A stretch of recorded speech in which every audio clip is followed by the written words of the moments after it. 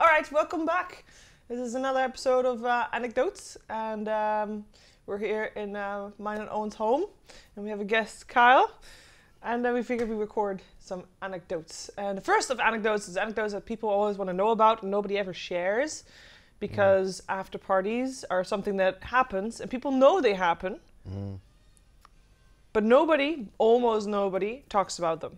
Yes. Yes. Pretty much. You want to establish a baseline about after parties first, about why they're needed and stuff? We can discuss like the unwritten rules. All right, sure. Let's go for that first. Which is no photos or videos. No photos or videos. A couple times those have leaked out, and it's how do I put it?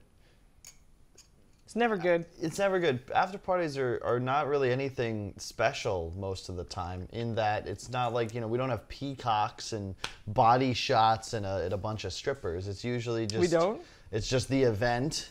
There was that one in Belarus. There were no birds, though. No birds. It's just the crew, the talent, the players in some area where there's usually drinks or sometimes, some games, depending on the setup. Yeah. And we just try, hang out, unwind. It's why, it's not really a fan-friendly environment, because everyone's just trying to chill. The event's been long. Yeah, so I feel like if you're talking about after parties, you always want to, loads of people want to be there because, how cool would it be to drink with your favorite personalities or go out with your favorite personalities or people. After parties are there for people that have probably longer than the event itself. Let's say there's an event of a week-long event. There's those. People work in the event. They'll probably have worked on this event way longer than a week. They probably flew to location a couple days before and worked tirelessly to set it up. And they have super long days. There's a couple of best of threes that go to third games. 16-hour days, easy, especially for production. They are there before everybody gets there, and they leave after everybody left. How about PGL? The day, we had a short day for the talents, right? And then there was a one-day break. But the moment we ended games, it was 4 or 5 p.m. PGL's breaking stuff down. That truck is loaded by the end of the day. Yep. And then they go to sleep, wake up, unload, unpack, set up that entire break day, and then you're going live on the show at 8 a.m., 7 a.m. for rehearsal. They had a couple of people on a shift that were not going to sleep, and we're going to work continuously through the night, right? So it's crazy. So at the end of an event, as if you are a crew of an event, you're still going to have to break everything down, but at least, there is this period where you celebrate that it's done. They have to get there late, though, too, because they have to break it. For me, after party is so much more, I want to hang out with, there's a couple players maybe I didn't see, but, it's for the staff in my eyes. And that's why I always get really upset when TOs cancel or don't think about an after party, because it's more so... It's not just a nice way to finish. If you look at Twitch, I strongly feel like the Twitch after party and the Twitch lounges solidified their place as the home of esports. Because every time an event would end, or during an event as a player, you would go there to the Twitch area. There'd be a couple people hired by Twitch, and your job, they just kind of took care of you.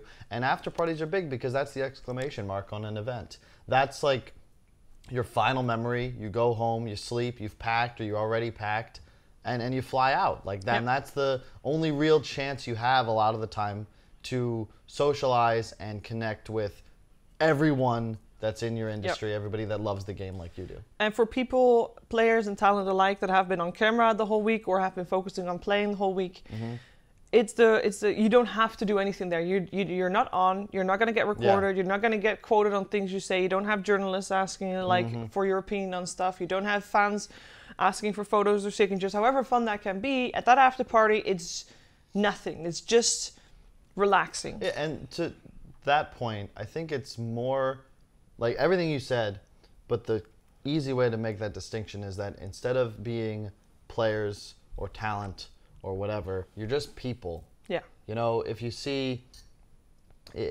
you're obviously going to talk about Dota. That's a big interest, for everyone. Don't worry, people nerd out. But, at the end of the day, and that's why, if you're a fan, you go and you find yourself in one of these settings, like even at TI, which is usually a lot more open and social, which this could go into a whole other discussion about how esports is so accessible in comparison to legitimate sports. But just show up and just be a person. Like, as a general rule, Dota people are incredibly friendly. It's one of the most welcoming communities I've ever been a part of. Just like be a person, you know? What's the best after party you've been to? It depends. And why was it the best after party? So there's a couple of things that after parties that make after parties good, at least in my opinion. We probably have differing. We have different opinions on that. Go okay, first. so for me, an after party is good when there are indeed no fans. I don't want to. What? I don't want to. I love when the fans are at the parties. I love when the fans are on the parties, but I don't love being on pictures or selfies when I am not sober. That's not like I don't drink very often, especially not now, and I don't drink a lot. But when I do, no, you still you don't want to have to be judged based on something you do or say that night. I like karaoke. I like when karaoke's at an after party. I like when there's at least a couple of bits of snacks and food. I like when there's an open bar. It doesn't have to be everything under the sun, but at least a little bit of everything. And I like it when... You remember the Boston after party? Yes. That one. You know that? Okay. So quick anecdote. Sure. My mom, my dad, my stepmom, Josh's mom, Josh's dad were all there. This was like the first time we'd ever got like the whole family together for an esports event, and everyone was singing karaoke. And yeah, sorry, go. So when we walked into the Boston after party, we had to wait. By the way, it didn't start out great because the party that was there before that was a high school party, and it was just still finishing up. So we had to wait, and then I got there late. I didn't know that. We got in, and it was this empty hall, just one hall. That was it. There was a very soft music. At some point, so you go to the bar. That's the first thing you do when you get to an after party. Got a drink, wanted to walk to the other side of the hall, was not allowed to because no drinks on the dance floor, and the dance floor was in between two portions. It wasn't. I wouldn't call it a hall. I don't know if that's like a European term. What do you call it? It was just a bar. Okay, it was a bar. No, it's not just a bar. That was the typical. It was a square, but it was a hall. Is like you're thinking Great Hall, like this elongated oval shape. I mean like. It was a square. There was a entrance like over here, right? You come in. There's a bar here. It's a podcast. People can't see you. People can listen to you. Imagine a square. You walk in at the bottom left corner of the square. At the top left corner, and like spread out a bit, is one bar. Then there was a center dance floor area, and then the other bar. And but you couldn't walk from one place to the other. So it started out, and I remember it was with Owen, and we were like, well, we're not gonna stay long because it looks like it's not gonna be any fun. But that was before. That was before Complexity Gaming. No. It was Shannon and Grace that got that party going. Shannon and Grace. They were both. At that point, both BTS. I think at that point they were both hospitality, still. Yeah. And they're a fan of karaoke. And this karaoke set. By the way, normally when you go to a karaoke set, the people that do karaoke have their own room, so nobody has to listen to other people pretending they can sing. This time, however, karaoke was the music in the hall, in the bar, which was a little awkward because it had this massive dance floor and all that.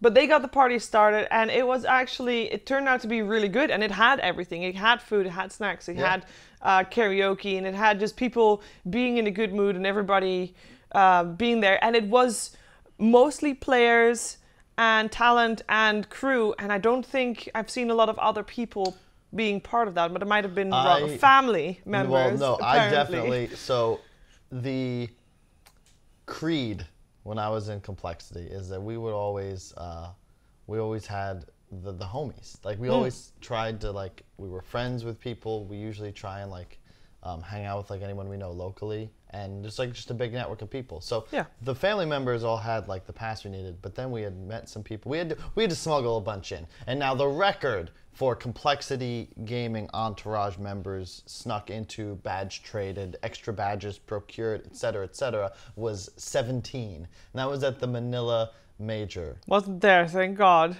That was a great night. That would be my choice otherwise, if not for Boston. I'm not sure if I would call Boston the best after party, but it was an after party that ticked all the boxes. Yes, that was great. It was special though because that also could have been a total train wreck. Yes. Considering that your entire music for the venue is the 15 to 20 drunk people on like the elevated stage looking over the dance floor singing their hearts out. But it was a great time. We did my entire family, including Josh and Zach and all the parents, did what was it called? The song by the Outsiders.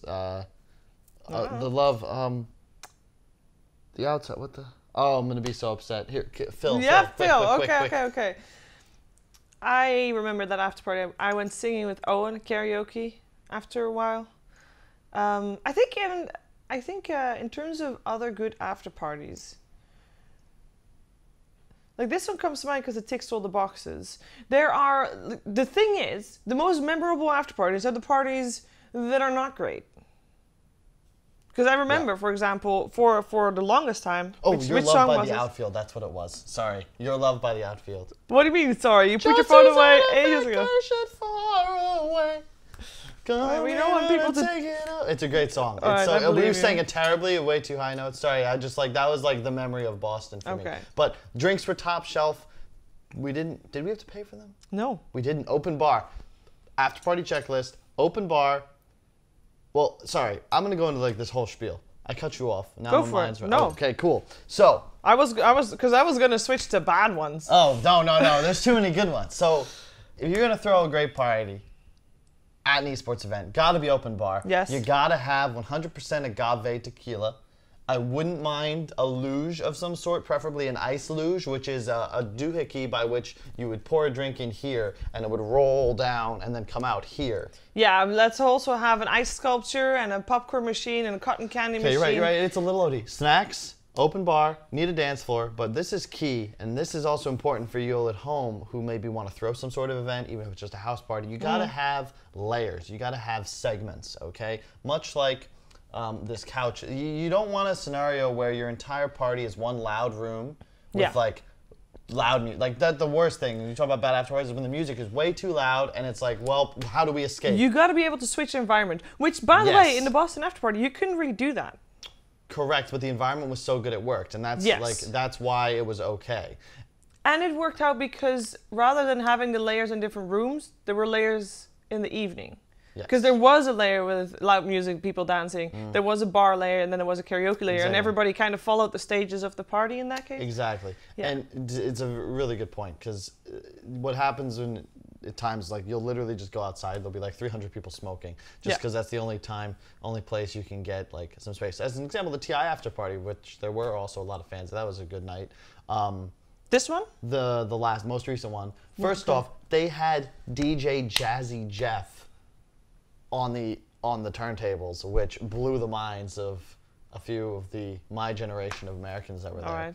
And then there was like the smoking area. There was like a little arcade section, but the music wasn't so loud that kids keep talking. I'm not a good person to talk about this after party because I literally stayed for 15 minutes and left because it was way too crowded. That is true. Couldn't turn. And I need some space for my hot flashes, so it's like that was not good. The most fun I had at that after party was actually on my way out when I actually got to talk to some people because the music wasn't loud, and in the entrance, people were just standing to wait to get somewhere or something, and that's when I got to chat to people. But that was the only time. Which is the best part a lot of the time, is connecting with people that you want to. Like I had a great time. It's too bad it happens on the way out. Yeah, right. But that's like the thing about the party, right? And that's what's most important. You want to just foster an environment where the people that love Dota have a chance to sort of show their respects to the event, give love to anyone that they look up to at the event, catch up, whatever, and just have a great night before we all have to fly away to our own little corners of the world and can't talk anymore. And I just love to dance. So if you get me, if you tell me it's an open bar and the DJ doesn't suck, and there's like a posse or a gang that's willing to do so, that's all good. Karaoke is also an excellent time, and especially, I don't know if we have many American viewers, but that's just not a thing there. I highly recommend karaoke. As even just fun with the family. Like hang out on the couch, throw something on YouTube, and just sing. It's a good time. It's always good to have something to do. Yes. Especially for gamer people that normally sit at a computer and do stuff while they're thinking and stuff. So it's good to have something to do, even if it's karaoke. Yeah. Any last words on after parties? Next episode: flip cup, keg stands, and what can tequila do for and to you? No, but see you on the next episode of AnecDotes.